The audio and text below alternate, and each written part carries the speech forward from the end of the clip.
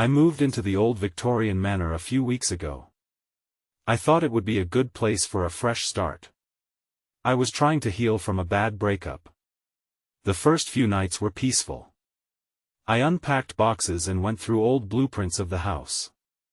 It creaked with every gust of wind, and I smiled, thinking of the stories trapped in its walls, but on the third evening, I heard laughter. It was soft and tinkling, drifting down the hallway. I froze. I thought maybe I was imagining it. I shook my head and tried to ignore it. I went back to sorting through boxes in the attic. The laughter stopped. Over the next week, the laughter came back. Sometimes it was sharp, and other times it was faint. I felt a chill each time. I found myself looking over my shoulder, feeling like someone was watching me. I brushed it off. It was just an old house. It was easy to be unnerved. I rummaged through more boxes in the attic and found old photographs. The faces in them had faded, but they smiled brightly back at me. The eyes felt alive, watching me as I moved each frame. I shivered. It didn't feel right. When I looked away, I could hear whispers, like soft conversations beyond my reach. Things started to go missing. I noticed chairs moved slightly, books gone from their shelves, and the wallpaper seemed to change slightly. I wondered if I was losing my mind. Maybe it was just the house. The laughter continued, echoing through the night. Some nights, I couldn't sleep. I lay in bed, heart racing, straining to hear the laughter. At first, it felt innocent, like children playing. But as the days passed, it became darker, filled with anxiety. Then one night, I woke to laughter, louder this time. My heart raced. I peeked into the hallway. The air felt heavy, and I was cold. I stepped out of my room, wanting to see what was happening. The hallway stood silent, but I could feel it. It felt like something was there. I took a step back. Maybe I was just tired. Suddenly, laughter erupted from the shadows. "Hello?" I called out, my voice shaking. The silence felt heavy. A pause followed that made me uneasy. Then the laughter returned, playful but twisted. I stepped back, heart pounding. "Please, who's there?" I whispered into the dark. Nothing answered. I felt the air shift, like a presence hiding just out of sight. I wanted to run. I felt glued to the floor. What was in this house? Why did it feel so alive? I took a deep breath, trying to calm myself. Then I heard soft giggling again. It was all around me now, echoing and bouncing off the walls. I wanted to scream, but the sound died in my throat. It wasn't just laughter, it was a game. And I was losing. But where were the players? I felt trapped, caught between curiosity and fear. Shadows danced along the walls, watching me, waiting. I couldn't shake the feeling that this was just the beginning. The manor had secrets, and I was starting to realize that not all of them wanted to be found. The next morning, I woke up even more exhausted. My sleep had been restless, filled with dreams that slipped away like smoke when I tried to hold on to them. I was desperate for clarity, so I decided to explore the house more thoroughly. Maybe understanding its layout would help me feel less on edge. I grabbed a flashlight and ventured into the basement. The air was musty, and the wooden steps creaked beneath me. I shone the light around the room, revealing dust-covered boxes and old furniture draped in white sheets. The atmosphere felt thick, heavier than before, like stepping into a forgotten time. A sudden clatter made me jump. I whipped my flashlight around, its beam landing on a small table. One of the sheets slipped, and I saw it, a child's toy, a weathered wooden jack-in-the-box. It was cracked and peeling, but the mechanism still worked. I could hear the faint music still trapped inside. The laughter in my mind flared again. "Just an old toy," I whispered to myself, but my voice wavered. I took a step back and felt something brush against my ankle. My heart jumped, and I spun around, but it was just a cat, a scraggly thing that must have wandered in. It stared at me, wide-eyed, before bolting back into the shadows. Great, I muttered. This was supposed to be a fresh start, but it felt like I stepped into a horror movie. I shook off my unease and continued my search. In a corner, I found a trunk. It was locked, but the lock looked old enough that I could break it open easily. My curiosity got the better of me. I pulled out a crowbar from the pile of tools nearby and pried it open. Inside were clothes, old and moth-eaten, and a couple of dusty journals. I plucked one out gingerly. As I flipped through the pages, I saw familiar names and events. The entries were mostly mundane daily life in the manor, community events, and odd mentions of the laughter that echoed down the halls. It unsettled me to see it written there. This wasn't just my imagination. Then I saw the last entry. It was written in shaky script. The laughter has changed. It's darker now. We hear whispers that twist in the night. I fear we have awakened something that should remain asleep. My heart sank. I dropped the journal, watching it bounce and land with a heavy thud. My hands were shaking. Suddenly, I heard the laughter again. It rang through the basement now, bright and clear, as if the shadows were mocking me. I looked around, panic rising. There was no one else, only me and the echoes of the past. Then the laughter abruptly stopped, leaving behind a silence that rang in my ears.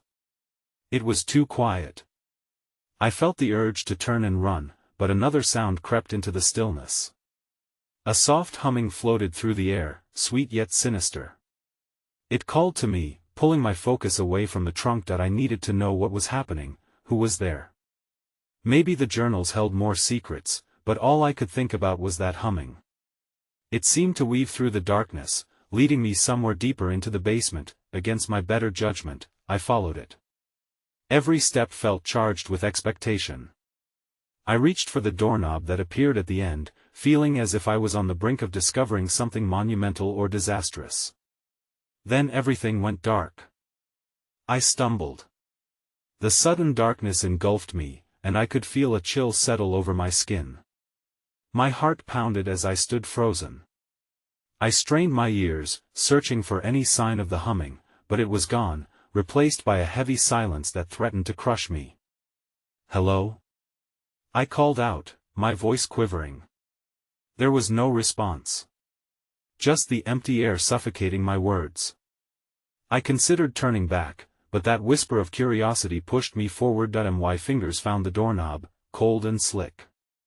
I twisted it slowly, hoping to feel some resistance or perhaps a comforting creak. Instead, the door swung open seamlessly, revealing another hallway, dimly lit by a flickering bulb overhead. The humming returned, faint, but I could feel it beckoning me deeper into the house. Cautiously, I stepped over the threshold. The hallway was lined with portraits of somber faces. They seemed to watch as I passed, their gazes heavy with unspoken words.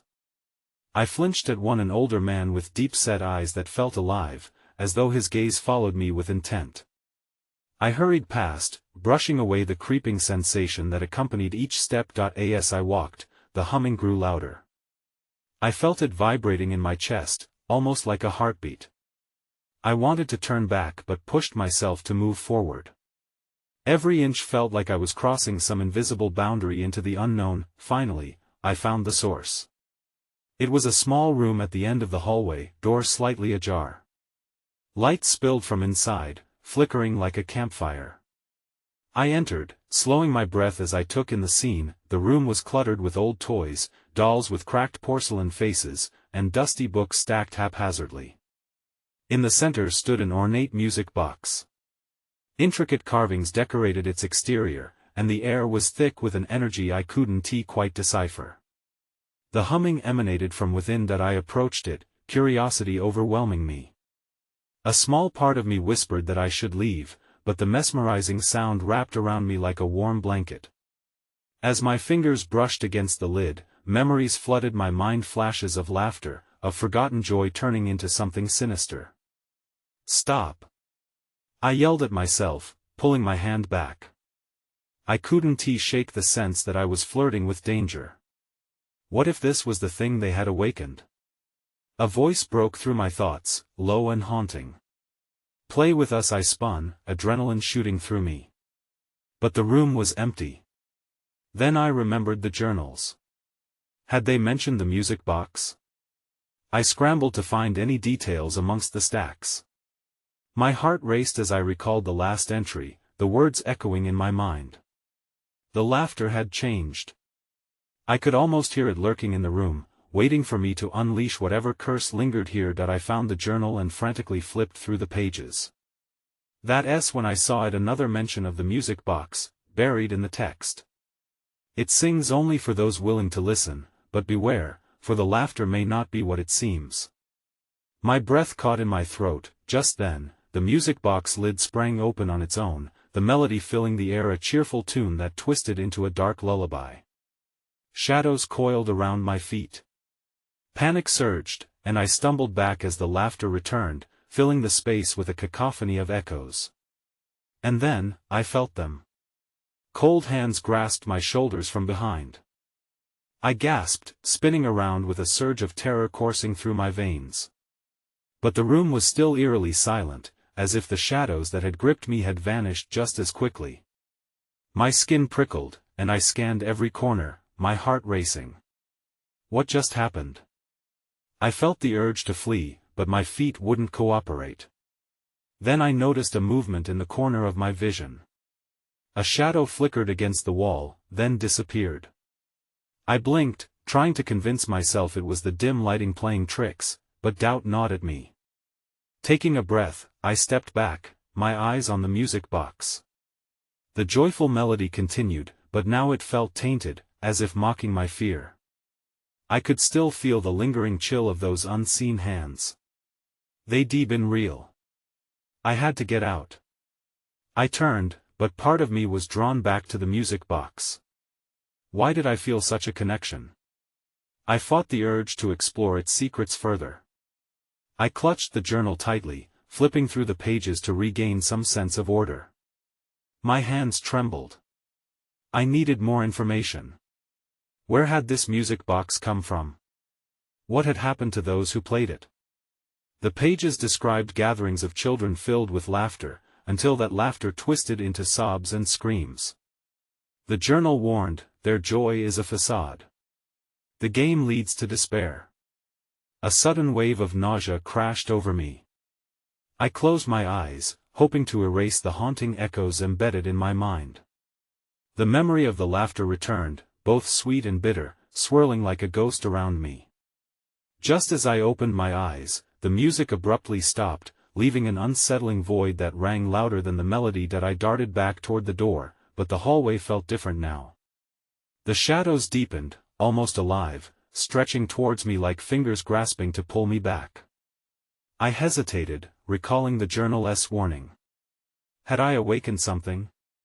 The portraits lining the walls seemed to twist as if they were puppets in anguish. I could almost hear their silent screams, pleading with me to leave. That S when I spotted it, a glimmer reflecting off the floorboards near the music box. Kneeling down, I reached for it, half expecting it to vanish like everything else in this cursed place. My fingers brushed against something smooth and cool. It was a locket, aged and tarnished, with intricate carvings resembling the music box. I flipped it open. Inside was a faded photograph of a girl, her eyes wide with excitement, cradling a music box that looked identical to the one in front of me. A name wove into my memory, from the old documents I had studied, Emily. It felt right, but I couldn't place why.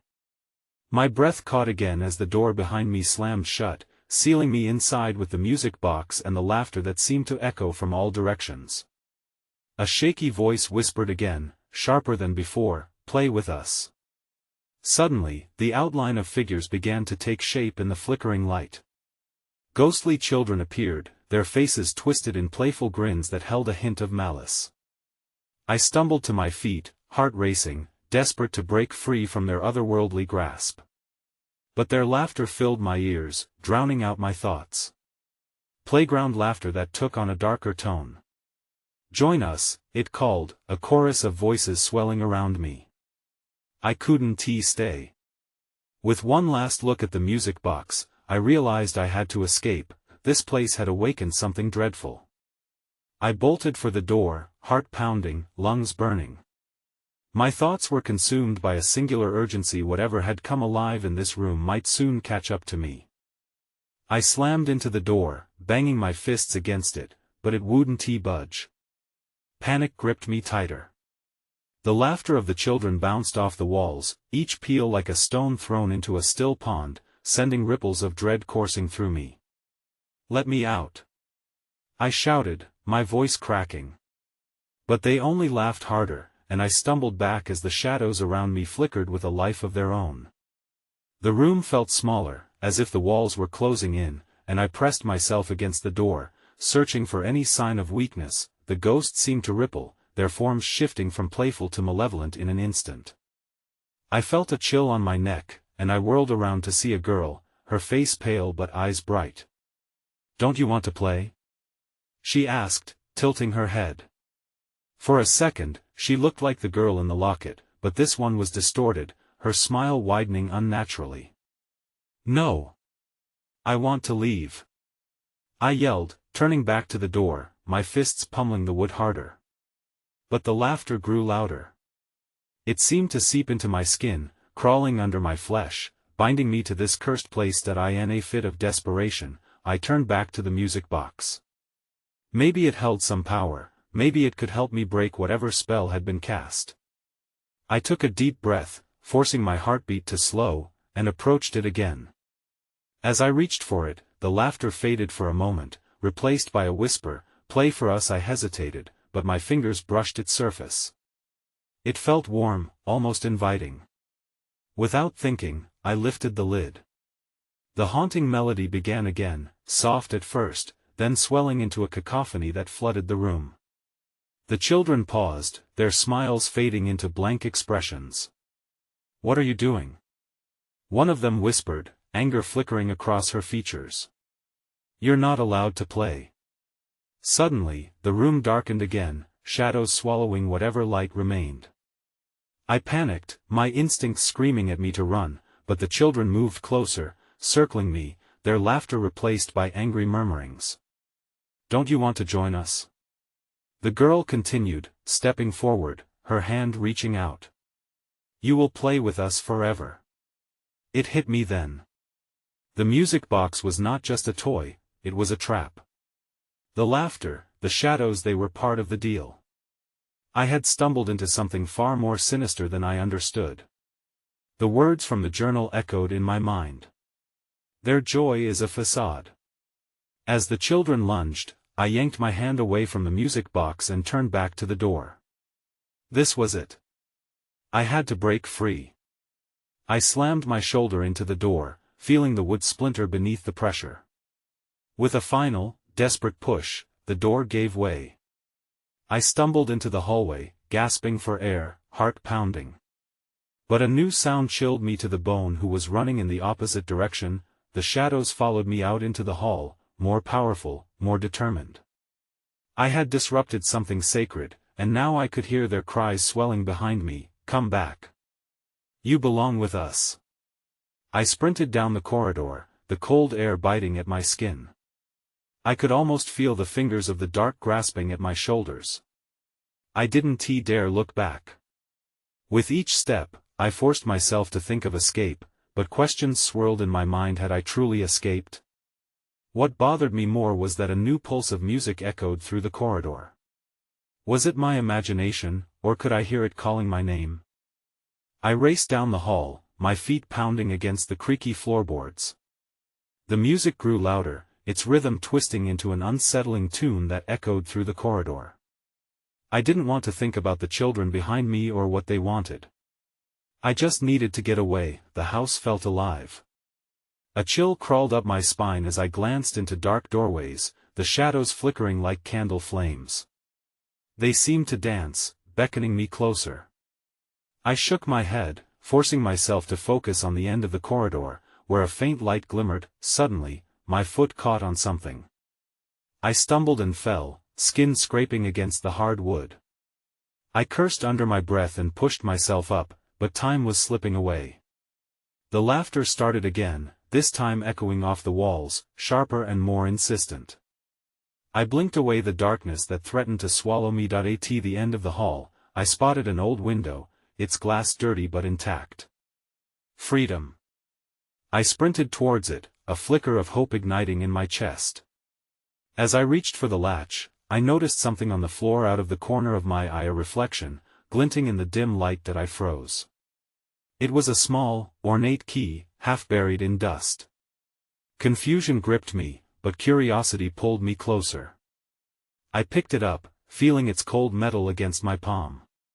Was it important? I couldn't tell. I had no time to figure it out. The laughter surged again, drawing nearer. "You shouldn't leave," it echoed, deep and menacing. I turned and saw shadows spilling from the shadows, forming shapes that were both familiar and terrifying. They were the children, their faces twisted in anger and sorrow. I jerked away from the window, heart racing. The key. Had it unlocked something? A door in the dark? I shook my head, banishing those thoughts. The only thing that mattered was getting out. "Who are you?" I shouted, desperation seeping into my voice. "What do you want from me?" The girl with the pale face emerged from the crowd, her smile returned, this time dangerously wide. "We want to play," she said softly. "Don't you want to stay?" I backed away, glancing at the window once more. Light streamed in, but it felt so far away, like a distant memory. My breath quickened as I thought about whether this key opened a door to freedom or a deeper nightmare. In that moment, the shadows surged forward, closing in around me. "Make a choice," they shouted in unison. "Now." The word echoed in my mind, but I knew I didn't have much time. I had to act, and fast. That's when I saw a door on my left, slightly ajar. A flicker of resolve surged through me. I darted toward it, bolting inside. The shadows screamed behind me, but I didn't look back. Inside, the room felt unsettlingly quiet. I searched for a way out, but all I found were cobwebs and abandoned furniture. Then something cold brushed against my arm. I spun around, ready to fight, but all that greeted me was empty air, and just as I thought I might catch my breath, a figure stepped from the shadows. "You shouldn't have come here," it said, voice low and calm. My heart raced. I recoiled, gripping the key tighter. I had no idea who or what I was facing now, but something told me the worst was yet to come. The figure stepped closer, barely illuminated by the dim light filtering through cracks in the walls. I couldn't make out many details, but the presence was heavy, like the air before a storm. My instinct was to run, but my feet felt rooted to the ground. "Who are you?" I managed to croak out, my voice barely above a whisper. The figure tilted its head, eyes glinting like coal. "I am the keeper of their whispers," it replied, tracing a finger along the dusty surface of a tattered, old book nearby. "You cannot escape their game." My mind raced. Whispers? What whispers? I clenched the key in my hand, its edges digging into my palm like a reminder of the urgency I felt. Was it connected to this being? Or to the children? Panic swelled inside me, but I fought against it. "What do you mean?" I demanded, my voice louder now. I needed answers. "They are lost, just like you," it said, voice dripping with sorrow. "You're drawn to this place, and it to you. They want to play, but they also want to be free. What does that have to do with me?" I felt my chest tighten. I didn't want to be part of anyone's game. A soft laugh escaped the figure, echoing eerily off the walls. "You already are. The key you hold is a piece of their pain. You can help them find closure, or you can join them in their endless chase." My heart hammered in my chest. The laughter of the children drifted into the room, ghostly and haunting. I thought of that girl, her twisted smile. Suddenly, I was overwhelmed with a sense of dread. Did the key unlock something terrifying? Would I become one of them? I glanced around the room for any signs of an exit, but the walls seemed to close in on me. The keeper moved closer, its shadow enveloping me. "Make your choice," it urged, almost lovingly.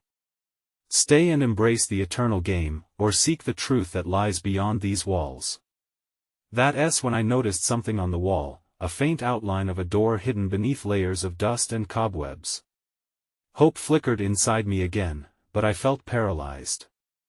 I needed that door open, but did I want to confront what was on the other side? As I hesitated, the laughter grew louder, filling my ears with chaos. The shadows around me swirled, growing restless. I looked back at the figure, a chill crawling up my spine. "What if I don't want to choose?" I said, my voice trembling. The figure stepped back, its expression unreadable. "Then the game will choose for you." Before I could react, the shadows lunged, and the room seemed to twist. The air grew thick, oppressive, squeezing the breath from my lungs. I had to act. I glanced at the glowing outline of the door. In that instant, I made my decision. I raced toward the outline, heart pounding against my ribcage. If there was even a sliver of hope for escape, I had to take it. As I reached for the door, everything went dark. I felt the coldness envelop me, darkness swallowing every ounce of light. I couldn't see or hear anything. My heart pounded in my ears, and for a moment, I thought I wouldn't find out what lay beyond that door. Then, just as suddenly as the darkness fell, it lifted that I found myself standing in a dim hallway, lined with faded portraits. Each face seemed to stare at me, eyes filled with sorrow and despair. I took a shaky breath, trying to shake off the feeling that I was being judged. The air was stale, and the faint scent of something sweet and rotting filled my nostrils. That I stepped forward, the old floorboards creaking beneath my weight. The key felt heavy in my pocket, reminding me of my purpose. Where was I now? I scanned the hallway, searching for any signs of life or clues about the children and their whispers. Suddenly, a soft voice echoed from the shadows. "Help us." It was weak, almost a plea. I flinched, instinctively backing away. "Who's there?" I called, my voice trembling. That a small figure emerged, just beyond the reach of the flickering light. It looked like a child, hair disheveled and eyes wide with something between fear and longing. My heart raced.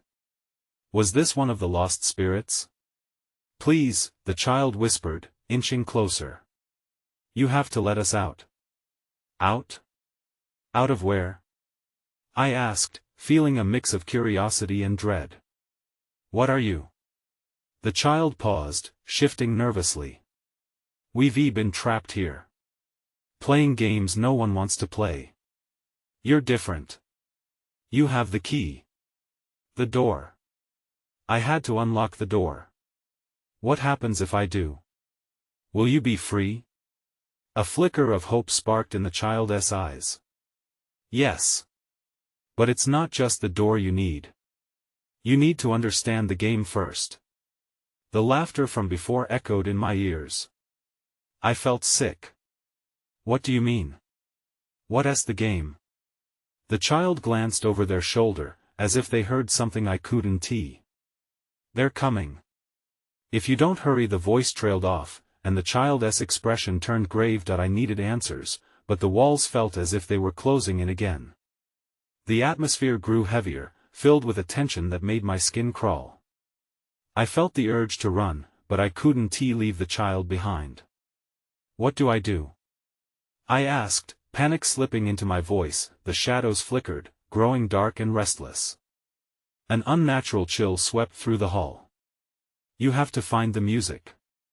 Follow the whispers," the child said urgently. Then, the hallway warped. The portraits began to fade, their faces twisting in pain. I turned to the child, but they were already gone, lost to the shadows. I stumbled backward, heart racing. The whispers swirled around me. "Get the music. Find the truth." That's when I noticed it, a door at the end of the hall, slightly ajar. A soft, melodic sound wafted through, beckoning me closer. I could feel the shadows pulsing around me, tightening their grip. I had to make a choice again, either follow the music or stay lost in this nightmare. I took a deep breath and headed toward the door, knowing that whatever lay beyond could change everything. As I approached the door, the music grew louder, a haunting melody that wrapped around me like a whispering breeze. It was both beautiful and sad, an echo of laughter that felt impossibly distant. I reached for the handle, my fingers trembling.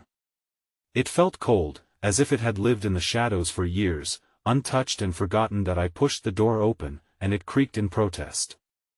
Inside, the room was bathed in a dim light, flickering candles casting elongated shadows across the walls. In the center stood an old phonograph, its brass horn gleaming even in the gloom. The music flowed from it, but there was no record on the turntable. "Find the music," the child's voice echoed in my mind. I scanned the room for anything else that might help. The walls were covered in more portraits, but these looked different. The faces were familiar. I realized they were the same children from the hall, their eyes filled with longing and hope. Then, I saw it, a dusty music box on a small table next to an open window. It looked old, painted in whimsical colors that had dulled with age. I walked towards it, the music playing softly but insistently in my ears. My heartbeat quickened. Was this the key to understanding their game? As I lifted the music box, I felt an odd pull, a connection that was almost magnetic. I switched it open and the sound of a delicate melody filled the air. Instantly, the shadows around me flickered violently, as if agitated by the music. Suddenly, I felt a presence behind me. I spun around, heart racing anew. A figure stood at the door, shrouded in shadow. My breath caught in my throat. It was another child, this one older, with familiar features that reflected the sadness of the room. "Why did you come here?" the figure asked, voice low and almost gravelly. "You don't belong here. You have to leave." "No. I have to help," I protested, gripping the music box tightly. "They said I need to find the music." The figure stepped forward, and the shadows shrank back as if in fear. "You don't understand. The music isn't what you think. It binds us, and if you touch it again." Before the figure could finish, the music surged, overtaking my senses. The music box vibrated violently in my hands, and the melody transformed into a chaotic ensemble of whispers and cries. I could hear their voices clearer now, begging for release. "What are they saying?" I asked, desperate for clarity. "They want you to play their game," the child warned, fear flashing in their eyes. "But the last player, they never returned." Panic coursed through me. The walls of the room began to warp, the faces in the portraits losing their shape, twisting into grotesque expressions of pain. Faint screams echoed in the background like a chilling echo. I had to act fast.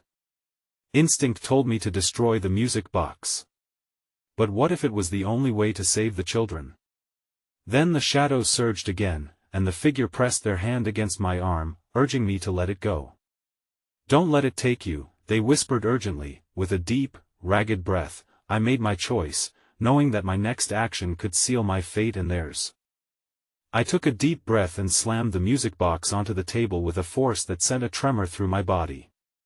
It shattered, the sound echoing around the room like a death knell. The moment the last piece of wood splintered to the floor, the air shifted. I felt a rush of energy surge through me, a wave of both despair and exhilaration. The shadows convulsed, collapsing in on themselves, their laughter transforming into wails of anguish. The little voices that had filled my mind were now replaced with cries of liberation. I closed my eyes against the chaos, my heart pounding in my chest as I felt the heavy weight of warmth enveloping me. I heard whispers that had been pervading my thoughts for days start to fade. Thank you." When I dared to open my eyes again, the room appeared different. The walls glimmered, flickering with light as if they couldn't hold the darkness any longer. I glanced around, breath hitching in my throat.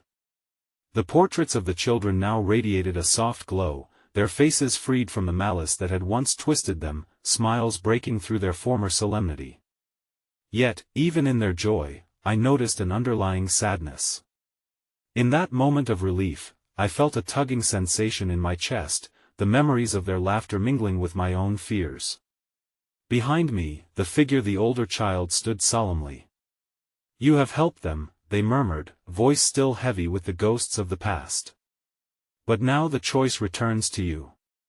Their eyes studied me, searching for something I didn't yet comprehend. "How do I leave?" I asked, glancing back toward the door. It was ajar, light spilling through the threshold, beckoning me toward freedom. "Only you can unlock the door to your own path. You have to choose what to believe."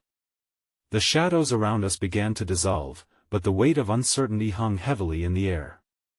I turned back to the now empty music box's remains, shards scattered like memories that still pulsed with unspent energy. The figures stepped closer, shadows still clinging to them. "Remember," they said softly, "not all that you see is fixed. The game may shift, but you must hold your truth. Will you carry our laughter with you?"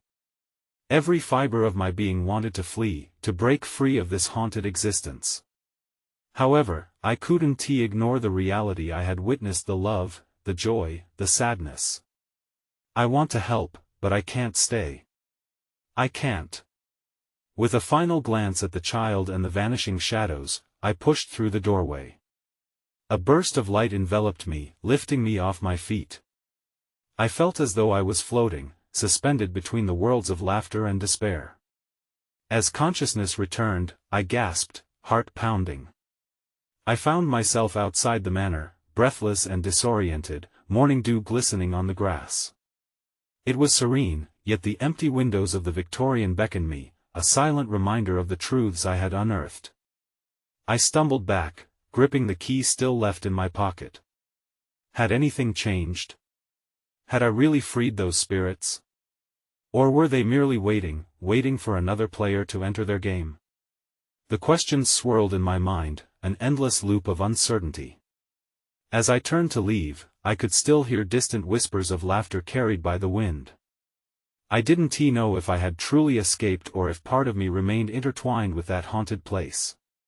But I did know one undeniable truth: this experience would shape how I saw the world, lingering on the edge of my consciousness like a melody that never quite fades away, and for now, that was enough.